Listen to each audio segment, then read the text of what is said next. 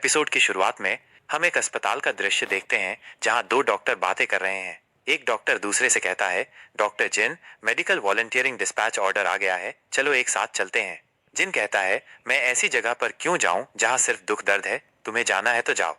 और अपने मन में सोचता है, इस आदमी के साथ जहां भी जाता हूं कुछ न कुछ गड़बड़ होता ही है। वह डॉक्टर कहता है, तुम्हारे अनुभव के लिए तुम भी मेरे साथ चल रहे हो।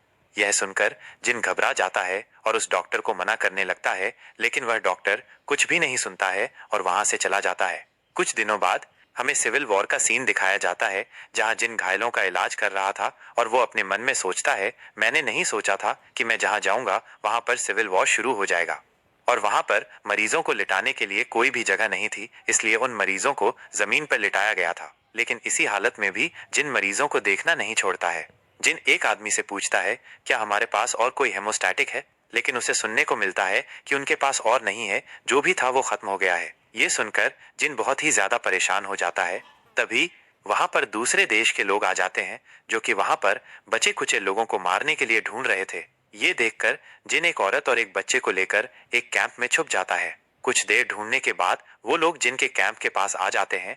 ये देखकर जिन बहुत ही ज्यादा घबरा जाता है क्योंकि उनके पास हथियार होते हैं और वो लोग उसी कैंप में आ जाते हैं जहां पर जिन होता है। उन्हें देखकर जिन और भी ज्यादा घबरा जाता है। उन्हें बचाने के लिए वो हथियार के सामने आ जाता है, जिसके बाद वो लोग अंधाधुंध फायरिंग करने लगते हैं और वो सारी गोली जिनको लग जाती है। इतनी सारी गोली लगने की वजह से जिनकी हालत बहुत खराब हो जाती है। ये देखकर वो बच्चा जिनको आवाज देने लगता है, लेकिन इतनी सारी गोली लगने की वजह से जिन अपना दम वहीं पर तोड़ देता है और उसकी आंखों में एक अजीब सी उदासी थी। मरने से पहले उसके दिमाग में एक ही बात चल रही थी, मैं एक डॉक्टर हूँ। फिर हम देखते हैं जिनका सोल एक अलग ही डायमेंशन में आ जाता है। उसे ऐसा लग रहा था जैसे उसे बहुत पीटा गया हो, उसे बहुत दर्द हो रहा था। उसे महसूस होता है उसकी सोल गहराइयों में गिर रहा है, लेकिन तभी उसकी आंख अचानक जंगल में खुलती है और जिन अपने मन में सोचता है, मैं आखिर यहाँ पर कैसे आ गया। तभी उसको एहसास होता है कि वो एक बच्चा बन गया है और उसके हाथ में खून लगा है। जिन कहता है, मैं मर गया था, मैं बच्चा कैसे बन गया और वो भी कहाँ पर हूँ। इधर उधर देखने के बाद उसे वहां पर कुछ लाशें देखने को मिलती हैं, जिसे देखकर वो शॉक हो जाता है। यह सब देखकर जिन अपने आप को छूटी काट कर देखता है और कहता है, ये कोई सपना नहीं है, ना ही कोई फिल्म सेट है। यहाँ पर खून की स्मेल बहुत ज्यादा है, ये तो सच में लाशें हैं। ऐसा लग रहा है इन्हें एक ही बार में काटा गया है और ये घाव अभी भी ताजा है। देखने से ऐसा लग रहा है इनके ऊपर तलवार से अटैक किया गया है। इनके कपड़े को देखकर लग रहा है मैं मुरिम वर्ल्ड में आ गया हूँ। नहीं ये रेगिस्तान है, नहीं कोरिया जहां मैं मारा था। और सबसे बड़ी बात, अभी मैं एक बच्चे के बॉडी में हूँ। ट्री वेगन्स पूरी तरह से खाली हैं। ऐसा लग रहा है इनके ऊपर बदमाशों ने अटैक किया है और इनके बॉडी में अभी कठोरता नहीं आई है। इसका मतलब उनकी मौत को 2 घंटे भी नहीं हुए हैं। वो अपने आप को संभालते हुए कहता है, मुझे उन बंदिश के आने से पहले यहाँ से निकलना होगा। जिन आगे बढ़ने लगता है, लेकिन तभी उसे किसी के कराहने की आवाज सुनाई देती है जो मदद के लिए जिन को पुकार रहा था। आवाज सुनकर जिन अपने मन में सोचता है, क्या अभी कोई जिंदा है, मुझे देखना होगा। ये कहकर जिन उस आदमी के पास चला आता है। वो आदमी जिन को एक पोटली देते हुए कहता है, क्या तुम इसे मेरी पत्नी को दे दोगे। मुझे मरने का डर नहीं लगता, लेकिन मेरी पत्नी अभी भी मेरा इंतजार कर रही होगी। जिन उस आदमी की शर्ट को खोल देता है ताकि उसके खून को रोका जा सके।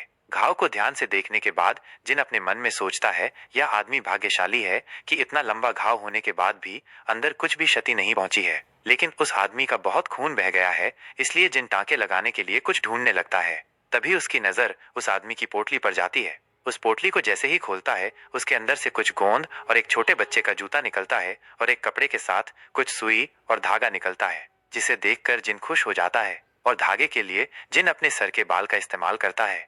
फिर जिन उस आदमी से कहता है, इसमें आपको दर्द होगा, लेकिन इस दर्द को आपको सहना होगा। इतना कहने के बाद जिन टांके लगाना शुरू कर देता है। उस आदमी को दर्द तो होता है, लेकिन उस दर्द को वो चुपचाप सह लेता है।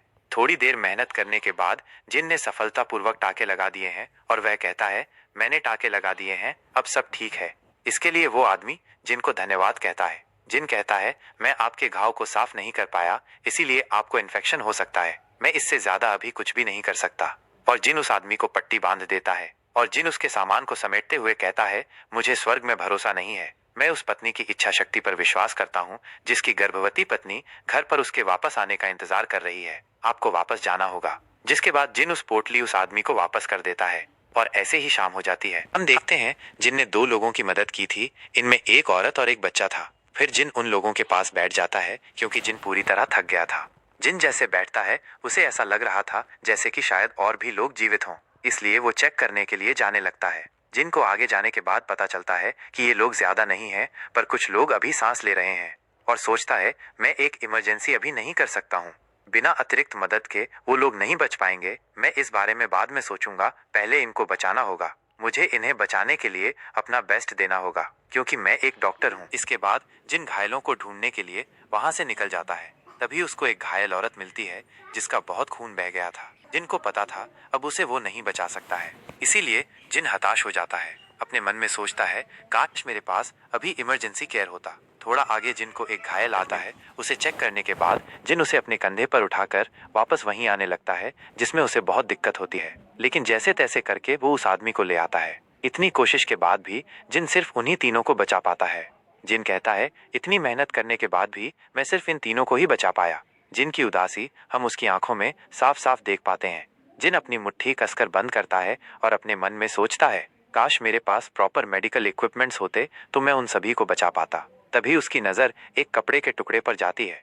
जिन उसे उठाकर देखने लगता है। उस पर dragon secure delivery resource team लिखा था। वहीं दूसरी ओर जिन के तरफ के अंजन ग्रुप बढ़ रहा था। फिर हम वापस जिन को देखते हैं। जिन चौंकते हुए कहता है लेकिन ऐसी डिलीवरी ग्रुप तो मुरिम नॉवेल्स में था। ये तो सच में मुरिम वर्ल्ड है, और मैंने जिनको बचाया है इनके कपड़े को देखकर लगता है ये लग रहा है सिक्योर डिलीवरी ग्रुप से है। शायद लगता है रेस्क्यू टीम आ सकता है।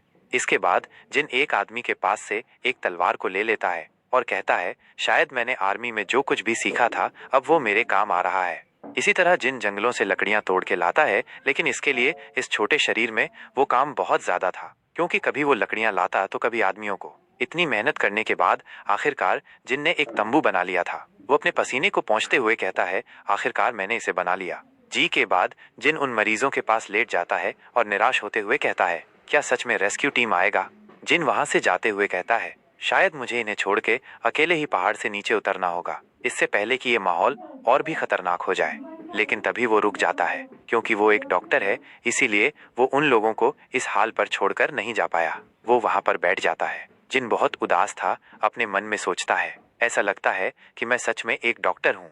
मैं पिछली जिंदगी एक अनाथ था, इसीलिए मैं सोचता था कि डॉक्टर बनने के बाद मैं बहुत पैसा कमाऊंगा जिससे लोग मेरी इज्जत करेंगे। इस सफलता को पाने में ना जाने मैंने कितना कुछ झेला है, कितनी कठिनाइयों का सामना किया है, तब जाकर मैं एक डॉक्टर बना था। लेकिन इन सब के बाद भी मेरी मौत कैसे हुई। मैं एक सिविल वॉर में फंस गया, एक बच्चे को बचाने के चक्कर में गोली खा ली और मर गया। लेकिन तभी उसे ऐसा लगता है कि बाहर भेड़िया है, इसीलिए घबरा जाता है। जिन अपने आप को दिलासा देते हुए कहता है ऐसा नहीं हो सकता, क्योंकि ये मुरिम वर्ल्ड है, लेकिन अगर यहाँ पर डाकू है तो यहाँ भेड़िया भी हो सकता है। फिर जिन रोते हुए कहता है dragon secure delivery resource team please जल्दी आ जाओ। जिन अपने आप को संभालते हुए कहता है क्लाउड ड्रैगन सिक्योर डिलीवरी, ये तो मुझे थोड़ा फैमिलियर सा लग रहा है। चिलकुर वहां पर भूकंप जैसा महसूस हो रहा था। जिन डरकर बहुत ही शौक हो जाता है और उसे घोड़े की आवाज सुनाई देता है, जिसे चेक करने के लिए जिन अपने उस तलवार के साथ बाहर आ जाता है। जहां जिन डर के वजह से कांप रहा था, क्योंकि उसे नहीं पता था कि सामने से कौन आ रहा है, क्या वो बचाव दल है या वो डाकू। फिर वो लोग जिनके सामने जाता है, उनके झंडे के निशान को देखकर जिन समझ जाता है कि वो असल में ड्रैगन क्लाउड सिक्योर टीम है, इसीलिए वो शांत हो जाता है। उन्हें देखकर जिन हल्की सी स्माइल देता है और अपने मन में सोचता है आखिरकार बचाव दल आ गया, अब हमें कोई खतरा नहीं है। उन लोगों के घोड़ा गाड़ी को देख के जिन अपने मन में सोचता है घोड़े गाड़ियां सच में बड़े और यूनिक हैं। मुझे ऐसा लग रहा है कि मैं इनके बारे में कहीं ना कहीं पढ़ा है, और देखने से ऐसा लग रहा है कि ये विशाल मेडिकल कैबिनेट जैसा है। तभी उसे याद आ जाता है और कहता है ये तो गॉडली डॉक्टर मेडिसिनल वैगन है, और वो मुरिम नॉवल था। मैं अपने टाइम पास के लिए इसे पढ़ा करता था। इस वजह से उसके साथ का डॉक्टर उसे हमेशा तंग करने के लिए आ जाता था, और वो इस चीज का मजाक उड़ाया करता था। और जिन हंसते हुए कहता है क्या कोइंसिडेंस है, अब मैं उसी वर्ड में आ गया हूँ। तभी वो टीम भी जिनको देख लेता है और अपने लॉर्ड को कहता है माय लॉर्ड, वहां पर एक सर्वाइवर है। फिर वो सभी घोड़े गाड़ियों को घुमा लेते हैं और जिनकी ओर आने लगता है। उनका लॉर्ड एक सैनिक को कहता है जाओ जाके तुम जीवित लोगों का जांच करो। यह कहकर वो जिन की ओर जाने लगता है। उसे अपनी तरफ आता देख जिन घबरा जाता है, क्योंकि वो लॉर्ड बहुत विशाल था। वो लॉर्ड जिन के सामने बैठ जाता है, जिसे देखकर जिन शॉक हो जाता है। वो लॉर्ड अपना पहचान देते हुए कहता है बच्चे, मैं क्लाउड ड्रैगन सिक्योर डिलीवरी का लॉर्ड हूँ। मेरा नाम वून यू हायोन है। क्या तुम अपना नाम मुझे बताओगे। जिन अपना परिचय देते हुए कहता है मैं जिन चेओन ही हूँ। वहीं दूसरी ओर अपने मन में सोच रहा था, इतना भयानक होने के बाद भी ये कितना दयालु है। अब से हम इस लॉर्ड को हाइऑन कहेंगे। हाइऑन जिन से कहता है, तुम्हारा नाम अच्छा है, लेकिन इस इतना सब कुछ देखने के बाद भी तुम इतना शांत हो, ये वाकई चौंका देने वाला है। और क्या तुमने ये तंबू बनाया? जिन कहता है, मैंने ये घायल लोगों की देखभाल के लिए बनाया था। घायल सुनकर वो लॉर्ड चौंक जाता है। चेक करने के लिए वो जैसे ही अंदर जाता है और भी शॉक हो जाता है, और वो अपने लोगों को जल्दी से गॉडली डॉक्टर को बुलाने को कहता है। गॉडली डॉक्टर नाम सुनकर जिन शॉक हो जाता है और अपने मन में सोचता है, क्या अभी उन्होंने गॉडली डॉक्टर कहा? ऐसा नहीं हो सकता। जिन हैरानी के साथ अपने पीछे देखता है। फिर हम उस पर्सन को देखते हैं जो 3 हेवनली डॉक्टर में से एक होता है। इसका नाम the white dragon godly doctor होता है, क्योंकि उसका बाल सफेद रंग की तरह था, जो बिल्कुल एक ड्रैगन के स्केल की तरह दिखता है। इस वजह से उसे लोग प्यार से बैकरिन बुलाता है, जिसका मतलब व्हाइट ड्रैगन होता है। जिन कहता है, एक आदमी इतना सुंदर कैसे हो सकता है? जैसा कि मैं मुरम नॉवल में पढ़ा था, नाम the novel supreme daemon king है। मरने से पहले मैं अभी अभी इस नॉवल को पढ़ करके समाप्त किया था, और ये गॉडली डॉक्टर व्हाइट ड्रैगन एक अहम हिस्सा था इस सुप्रीम डेमन किंग्स नॉवल का। जब क्लाउड ड्रैगन सिक्योर डिलीवरी पर हमला होगा, तब यही गॉडली डॉक्टर, तब यही स्टोरी के मैन पी कैरेक्टर येओहार रियून को बचाता है। जी के बाद उनके और येओहार आयुन इनके बीच बहुत दोस्ती बढ़ने लगेगा, लेकिन एक दिन गॉडली डॉक्टर अपनी एक बीमारी से मर जाएगा। अभी वो कैरेक्टर मेरे सामने है, और वो गॉडली डॉक्टर अब तंबू के अंदर आ जाता है घायल लोगों को देखने के लिए। उन टाके को ध्यान से देखकर वो गॉडली डॉक्टर अपने पास से एक मेडिसिन निकालता है और उस मेडिसिन को उस टाके के ऊपर लगा देता है। वो लॉर्ड गॉडली डॉक्टर से पूछता है, अब उनकी हालत कैसी है? क्या लीडर वॉन और मिस्टर सन ठीक हो रहे हैं? वो गॉडली डॉक्टर कहता है, क्या मैं तुमसे एक सवाल पूछ सकता हूँ? आखिर इन घाव का इलाज किसने किया है? ये सुन के वो लॉर्ड जिन की ओर देखने लगता है। जिन सामने आते हुए कहता है, मैंने किया है उन लोगों का इलाज। ये सुनकर वो गॉडली डॉक्टर इम्प्रेसिव हो जाता है और कहता है, सच में ये शालाएं इम्प्रेसिव हैं। तुम्हारे प्रॉपर ट्रीटमेंट की वजह से ये लोग अभी तक जिंदा है। जिसे सुनकर उन सभी लोगों को भरोसा नहीं होता कि गॉडली डॉक्टर ने जिनकी तारीफ की। वो लोग कहते हैं, ये बच्चा कौन है? जिन गॉडली डॉक्टर को कहता है, मैं तो बस इन्हें बचाना चाहता था, मैंने वही किया। जिसे सुनकर वो गॉडली डॉक्टर मुस्कुराने लगता है। यहाँ से हमारा सीन चेंज होता है और हम देखते हैं कि लॉर्ड वहां से जाने के लिए तैयार था। वो जिनको ग्रीट करते हुए कहता है, मैं अपनी आधी सेना आपके लिए यहीं छोड़कर जा रहा हूँ। जिसके बाद वो लॉर्ड वहां से चला जाता है। उसके जाने के बाद जिन जमीन पर बैठ जाता है और अपने मन में सोचता है कि लॉर्ड ने मुझसे जाने से पहले एक वादा किया कि एक दिन वो मेरे इस कर्ज को जरूर चुकाएंगे। अब वो लॉर्ड मेरे तरफ है, क्या मैंने ये सही किया? यहाँ से सीन चेंज होता है और हम गॉडली डॉक्टर को देखते हैं, जिनकी तबीयत खराब होती है। गॉडली डॉक्टर के डिसाइपल उनका इलाज कर रहे थे। वो अपने मास्टर से कहते हैं, आपने इस बार अपने आप पर बहुत दबाव डाला है, जिसकी वजह से आपकी तबीयत और खराब हो गई है। आपको यहाँ तक आने की कोई जरूरत नहीं थी, खासकर यहाँ तक। जिस पर गॉडली डॉक्टर कहते हैं, मेरे पास और कोई रास्ता नहीं था सिवाय यहाँ तक आने के, क्योंकि cloud dragon secure delivery resource team ने जरूरत के समय मेरे छुपने में मदद की थी, और जबकि अब मैंने उसके एक भाई को बचा लिया है, तो अब उनका कर्ज मैं चुका दिया। वो डिसाइपल पूछता है, आप मिनिस्टर बुन के बारे में कह रहे हैं? गॉडली डॉक्टर कहते हैं, क्योंकि मैंने उनके परिवार के एक आदमी को बचाया है, तो शायद वो लोग हिसाब को बराबर समझेंगे। और उस गॉडली डॉक्टर का इलाज उसी वैन में चल रहा था। वो डिसाइपल कहता है, इसका मतलब cloud dragon secure delivery resource का एहसान चुका दिया। जिस पर गॉडली डॉक्टर हाँ कहते हैं। वो डिसाइपल कहता है, लेकिन फिर भी आपने अपने आप पर बहुत तनाव डाल लिया है। आप जानते हैं, क्लाउडेड एब्सोल्यूट पल्स को कंट्रोल करना इतना भी आसान नहीं है। गॉडली डॉक्टर मुस्कुराते हुए कहते हैं, मेरे पास टाइम बहुत कम है, फिर भी जाने कैसे मैं 40 साल तक जिंदा रह गया। मुझे बहुत पहले ही मर जाना चाहिए था। वो अपनी आंखों से कपड़े को हटाते हुए कहते हैं, मुझे एक डिसाइपल चाहिए।